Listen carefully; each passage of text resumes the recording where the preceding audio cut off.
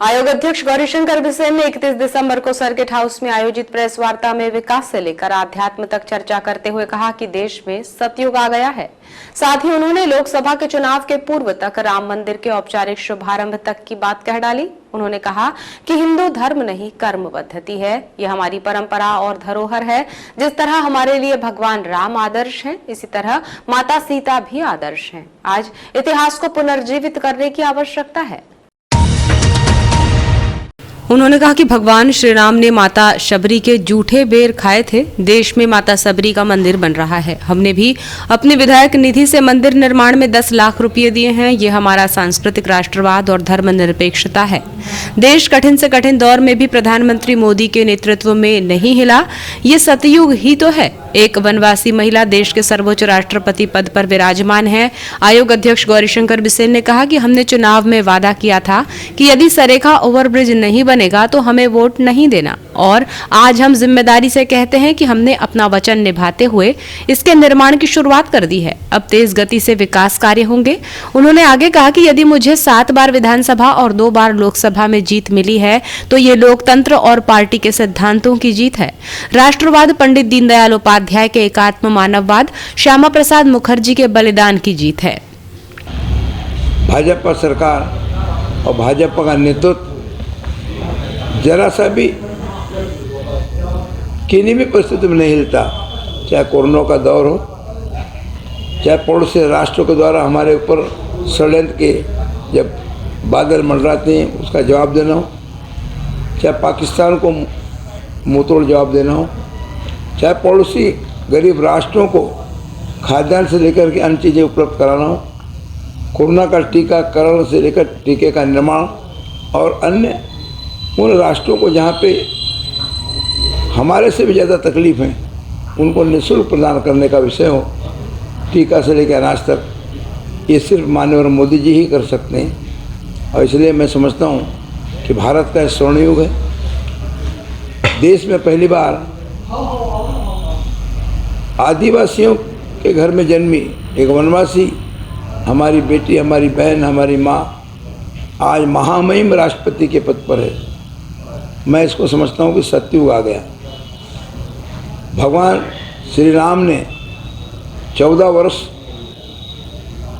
वनवासियों के बीच में बिताया और भगवान श्री राम जी के आशीर्वाद से और भगवान हनुमान जी महाराज की शक्ति से हम सब लोग आज हैं। मुझे लगता है कि शबरी मैया के झूठे बेर खा करके भगवान श्री राम धन्य हुए, न कि शबरी माँ, और तभी से भगवान श्री राम को मर्यादा पुरुषोत्तम श्री राम कहा गया। आज मुझे खुशी इस बात की है कि हमने माँ शबरी के मंदिर के निर्माण का जो संकल्प पिछले दिनों जब हमारे भारी उद्योग मंत्री और पीएचई के हमारे राज्य मंत्री आए थे लिया था, उस निर्माण के लिए उस चबूतरे के निर्माण पर हमने 10 लाख रुपए अपने विधायक निर्वाचन क्षेत्र विकास निधि से देने का जो आदेश जारी करना था, कल ही मैंने जारी कर दिया है।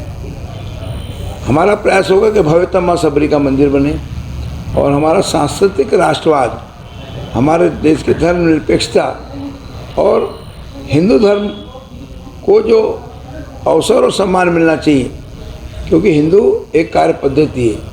उन्होंने बताया कि 1 जनवरी 2023 को गर्रा रेलवे ओवरब्रिज की आधारशिला रखी जाएगी। इसके बाद भटेरा में बनने वाले 8.40 मीटर के ओवरब्रिज का निर्माण की तैयारी की जाएगी। उन्होंने एक बार फिर भटेरा वासियों को आश्वस्त किया कि उनका एक ईंट भी नहीं टूटने देंगे, वे बेखौफ होकर रहें।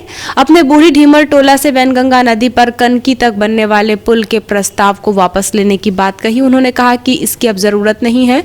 अब वनस्पति उद्यान के पास से शंकर घाट तक एक और पुल बनाने पर विचार किया जाएगा, जिसके लिए धन की व्यवस्था कर ली जाएगी। उन्होंने कहा कि NH बालाघाट से होकर गुजरे। इसे ध्यान में रखते हुए वनस्पति उद्यान से शंकर घाट के पास पुलिया के निर्माण की योजना बनाई गई है।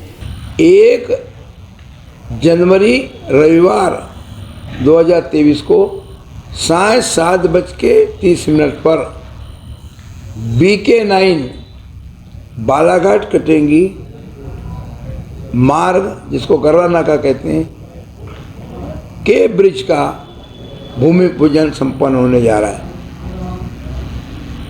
मैं बालाघाट के तथा बालाघाट जिले के सहित इस आंचल से गुजरने वाले सभी लोगों से अपील करूंगा कि इस आरओबी के निर्माण में आशीर्वाद देने के लिए, हमें शक्ति देने के लिए पधारें और हमारा मार्गदर्शन करें। आज से साइड में जो लगे जालियाँ हटाई जा रही, आज से वहाँ के जो दीवारों के बीच में जो वृक्ष हैं उनको हम कटाने का काम चालू कर रहे हैं। आज से ही हम रोडों को चौड़ीकरण करेंगे, क्योंकि जब आरओबी का काम चालू होगा तो एक प्रश्न आएगा कि भाई लोग कहाँ से जाएंगे। हमने रेलवे को लिखा है कि आप बावनथड़ी साइड से, बावनथड़ी कॉलोनी साइड से एक नया रेलवे फाटक बना दें, जिससे कि हमारा आवागमन चले। और दूसरा हमारा डेंजर रोड है, डेंजर रोड से भी हमारा आवागमन अब हो सकता है और हम काफ़ी कुछ अपने ट्रैफिक को कंट्रोल करेंगे। वहाँ से हम सीधे नवेगांव भी निकल सकते हैं, वहाँ से हम गोंगले होते भी निकल सकते हैं। अब हमारे पास में एक और विकल्प है, आपका जो रेंगाटोला वाला मार्ग है वो जा कर के सीधे बोड़ुंदा कला पे निकलेगा। वो ब्रिज भी बन चुका है, जिसका उद्घाटन माननीय मुख्यमंत्री ने यहीं के कार्यक्रम में कर चुका है। तो अब हमारे पास में विकल्प बहुत हैं। इन विकल्पों को पूरा उपयोग करते हुए हमारे दोनों ब्रिज का काम तेज़ गति से हो और तीसरे ब्रिज की अनुमति जल्दी मिले, इसमें आप सबका सहयोग मिले। मैंने कल भी कहा था और आज भी कह रहा हूँ, 8.40 मीटर 8.40 मीटर चौड़ा पैसिफिक मिनरल से लेकर के रानी अवंतीबाई जी की प्रतिमा के सामने से लेकर के भटेरा के वन विभाग के नाके तक यह 1313 मीटर का आरओबी लंबा हम बना रहे हैं। ये लंबाई बढ़ने से लाभ हुआ कि जहाँ अंत में हम जा रहे हैं वहाँ चौड़ाई है, और जहाँ चौड़ाई कम है वहाँ हमको सिर्फ 12 मीटर की चौड़ाई चाहिए, 12 से 15 मीटर की, क्योंकि हमको लास्ट में पूरा ब्रिज के लिए चौड़ाई देनी पड़ती है। बीच में तो हम सिर्फ 2x2 मीटर के कॉलम रखेंगे।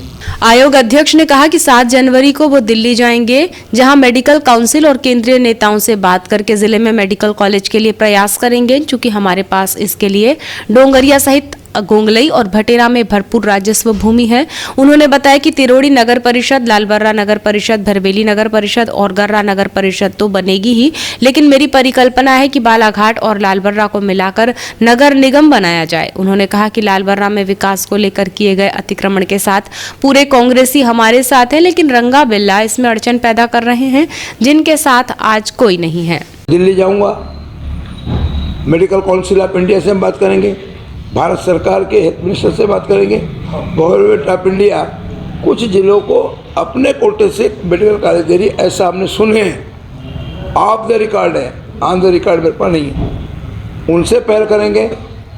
माननीय हमारे स्वास्थ्य मंत्री जी, माननीय हमारे राष्ट्रीय अध्यक्ष जी JP नड्डा साहब से बात करेंगे, हमारे यहाँ के तीनों चारों प्रदेश के मंत्रियों से बात करेंगे। हमारे आप जानते हैं कि विनीत कुमार जी हमारे कैबिनेट मंत्री हैं, प्रहलाद भाई हमारे मंत्री हैं, पगन सिंह कुलस्ते जी हमारे मंत्री हैं, और केंद्र में हमारे बहुत सारे, नरेंद्र सिंह तोमर साहब हमारे मिनिस्टर हैं। हमारे सारे सांसदों के साथ बात करके हमारा प्रयास होगा कि बालाघाट को केंद्र के ग्रांट पर, केंद्र की योजना से अथवा राज्य से इसी बजट में बजट का प्रावधान करके हमने ज़मीन के 3 साइड प्रदान किया है। जैसा आप जानते हैं डोंगरिया में हमारे पास अब 32 एकड़ ज़मीन एक साथ है, एक ही जगह है, यहाँ से ठीक 6 किलोमीटर के ऊपर ग्रीन वैली के 1 किलोमीटर पहले राइट हैंड, इधर से जाएंगे तो राइट हैंड पे। दूसरा गोंगले कृषि उपज मंडी के आगे लगभग 35 एकड़ है। तीसरा भटेरा में जहाँ हमने आवासीय बनाया कॉम्प्लेक्स नगर पालिका ने, वहाँ पे हमारे पास में भूखंड, वहाँ पे ज़मीन उपलब्ध है। ये तीनों राजस्व भूमि निर्विवाद है, कहीं कोई दिक्कत नहीं है। मेडिकल काउंसिल ऑफ इंडिया जिसको सर्वश्रेष्ठ कहेगा, वहाँ पे मेडिकल कॉलेज बनाने के लिए तैयार है। उन्होंने कहा कि मेरे पास जातिवाद नहीं है, मैं कट्टर भाजपाई हूं। हाँ, भोजन, मित्रता और सुख दुख में साथ हूं। एक बार फिर उन्होंने कहा कि जो भी भाजपा के टिकट लेकर आएगा उसको जिताने की जिम्मेदारी मेरी है। पार्टी यदि मौसम को टिकट देती है तो ठीक है, अथवा सत्यनारायण अग्रवाल को टिकट देती है तो मैं उसे जिताने की जिम्मेदारी लूंगा। हर कोई कह रहा था कि नगरपालिका अध्यक्ष अनिल दुआरे नहीं बन सकते, लेकिन वो बने।